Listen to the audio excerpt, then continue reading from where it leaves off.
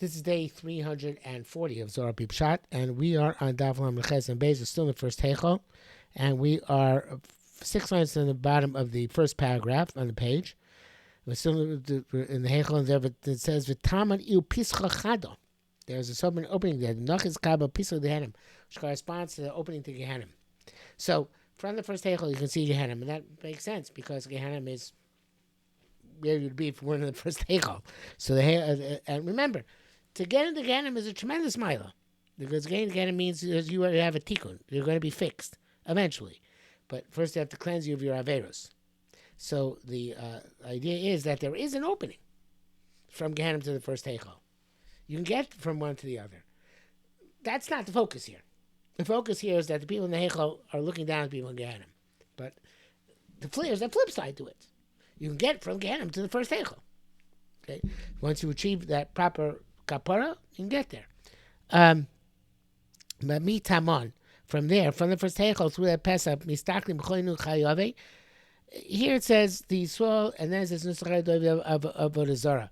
The Sulam goes at the gears of the Avodah Zarah, and it's the Gerim who are looking down, who are in the first Heichal, and looking at the people who did not convert, who get him. But even it says Yisrael.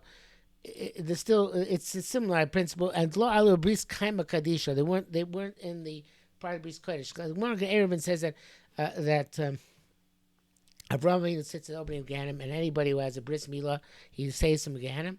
And the idea clearly is that there's this schus which a person has if he's Yisrael and he's shomer bris, meaning that he preserves his kedusha without getting into the Shmiras Bris, stuff like that, which is not necessarily what exactly it means, even though it seems to indicate that. But the idea is really that there has to be connected, the bris between Am Yisrael Kodesh Baruch Hu has to be preserved. So either it's about non-Jews or Gehinnom, or even Jews who did not preserve the bris kodesh, right? In other words, they didn't preserve the holiness and the Kodesh Baruch Hu. V'istarchu, they were kicked out. They were kicked down below. Be'inu malachi chavala.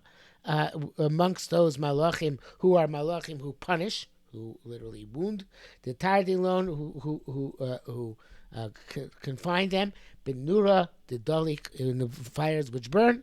Of course, these fires are not necessarily little fires, but the point is that Gehinnom is a place where the people who do not keep their kedusha or do not develop their kedusha, because there are two possibilities, right? Obviously, they tell you about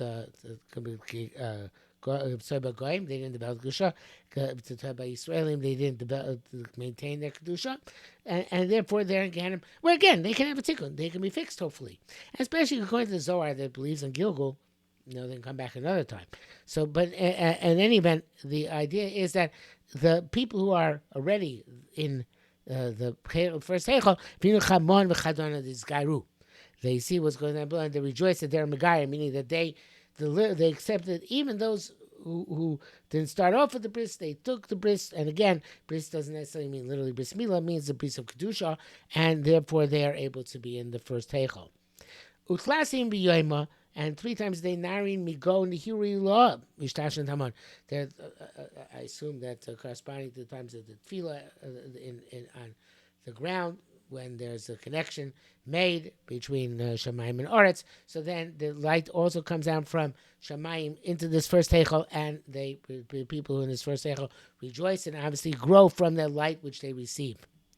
And the highest among them, because it's about many Gerim here, it seems that the Gerim perhaps have to stay here longer than the people where it's regular tzaddikim, because they have to overcome any deficit they have.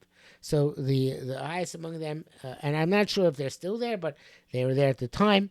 Ovadia, the times when they came.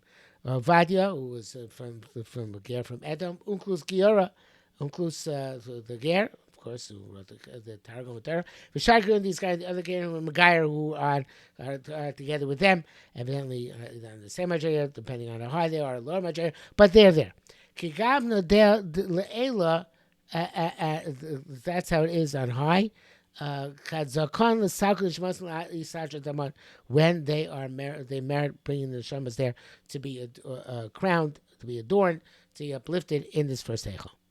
And then there's Heichal Tinyana. Heichal da Kaima Lagomi Heichal. This is within that Heichal. It's like a smaller circle, evidently. Vai Pischa you Samichle Marta, Samichle Marta, and its opening is adjacent to that cave. That's in parentheses. I'm not sure whether you read it.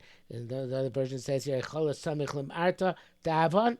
It's either within the Gemara Samach or next to the Gemara Samach So it's fascinating. There's an entryway, separate entryway to this Heichal, which goes to the Avos, and presumably because this is for Am Yisrael who are not Megayer because they come directly from the Avos, but even for the Gehinnom, I assume they eventually reach the side when they go to the second Heichal as well.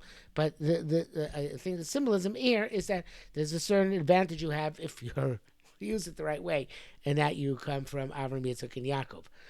Vayechol Nori Mikadma. Here, this Heichal is also illuminated from the first Heichal, because remember, it's a smaller Heichal within the bigger Heichal. So it's illuminated from the first Heichal. It's similar iris. But obviously that would not be, then it would be just on the same level. But there are all these precious stones that surround it.